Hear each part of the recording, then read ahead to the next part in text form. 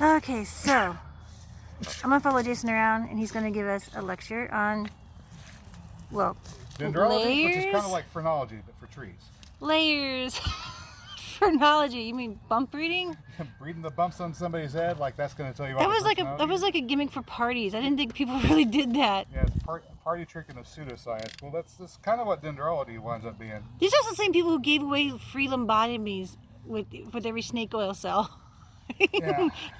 And the sad thing is, it's being taken for serious scientific data. Okay, so Okay. what occurred was there were some people a while back. I'm not going to name any names because they're embarrassed enough as it is, I'm sure.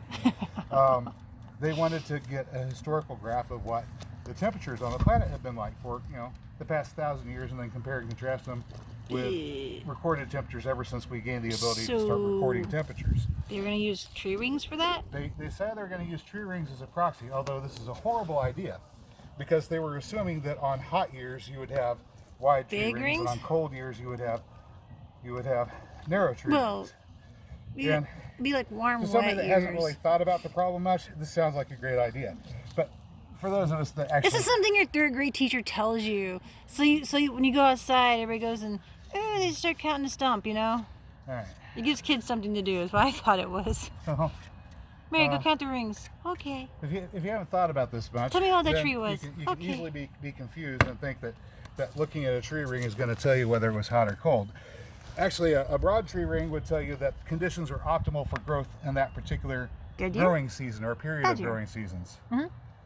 Not necessarily that it was hot or cold, but the temperatures were within an acceptable range for the tree.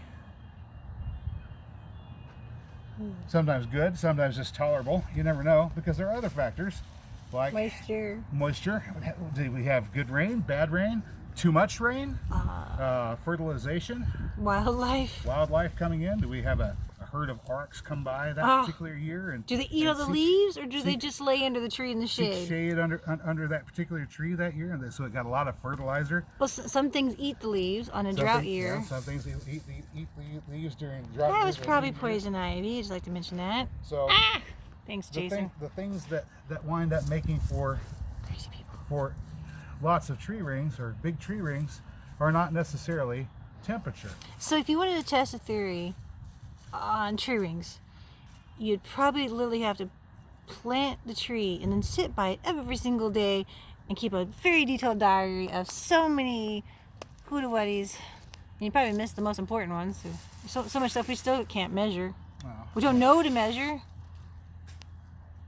Yeah, the only thing you're going to be able to tell is narrow ring, thick ring. That doesn't really tell you what your temperatures were. And incidentally, if you were to take your tree rings and you were to average the width of the tree rings together from one year to the next and come up with an average of the width of the tree rings and mark that to any other metric, we'll just call it metric X, since it's not really temperature, you would wind up with a graph that over a period of time plots a straight line. Yeah. Which is exactly what happened. They came up with a graph that plotted a straight line for almost 1,000 years. And then when we started recording temperatures, since this is an entirely different measurement, an entirely different thing that we're measuring, they measure temperatures that seem to be going up, indicating that we're in a general warming trend, which makes sense. We're in the middle of a warming period, in the middle of an ice age. And they started measuring near cities and also they're measuring where people are, because you're not going to go out and start taking measurements where people aren't.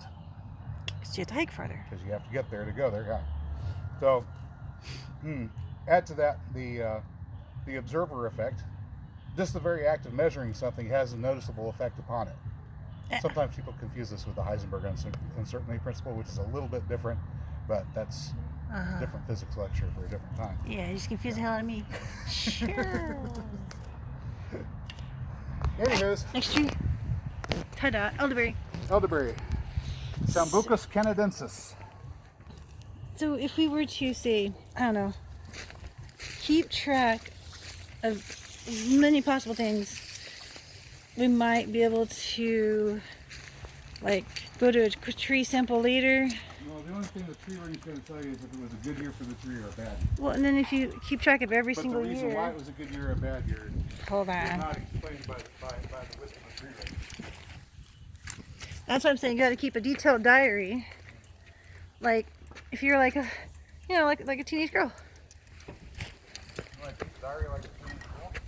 You know, good days, bad days. Okay.